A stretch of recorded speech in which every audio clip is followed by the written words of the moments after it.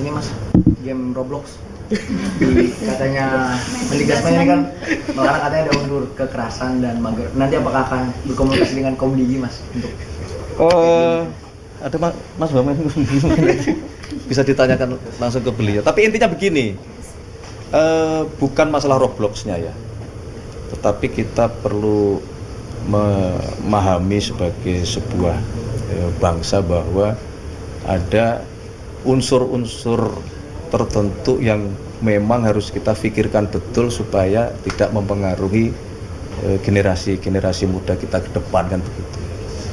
Nah, misalnya unsur-unsur yang mengandung apapun itu bentuknya, mau games, mau siaran di televisi, mau pemberitaan, ya, mau melalui media mainstream maupun melalui media sosial. Memang ini menjadi keresahan kita bersama-sama bahwa konten-konten yang muncul di situ, ya, kita harus betul-betul mencoba mengurangi hal-hal yang itu bisa menumbuhkan sesuatu yang kurang baik bagi yang menonton, terutama bagi generasi muda gitu. Dan kalau kita perhatikan banyak sekali kejadian yang di luar nalar kita, gitu ya. Misalnya yang baru-baru saja terjadi ini kan, bagaimana seorang anak sampai melakukan sesuatu tindakan yang di luar batas-batas nalar kepada orang tuanya, gitu. Nah, inilah yang kita semua punya tanggung jawab ya. Kita semua punya tanggung jawab moral, punya tanggung jawab etik, punya tanggung jawab sosial untuk sebisa mungkin ya, bagaimana kita menampilkan sesuatu itu yang menghindari unsur-unsur yang negatif, kekerasan, saling menghardik, saling membenci satu sama lain, akhirnya karena provokasi tawuran antar kampung, antar geng yang kadang-kadang itu hanya karena sesuatu kejadian yang sebetulnya itu bisa diselesaikan dengan cara baik-baik. Jadi bukan perkara Robloxnya, apapun itu kita coba berusaha ya, melindungi diri kita semua, bangsa kita, terutama generasi-generasi muda dari pengaruh-pengaruh tindak-tindak kekerasan.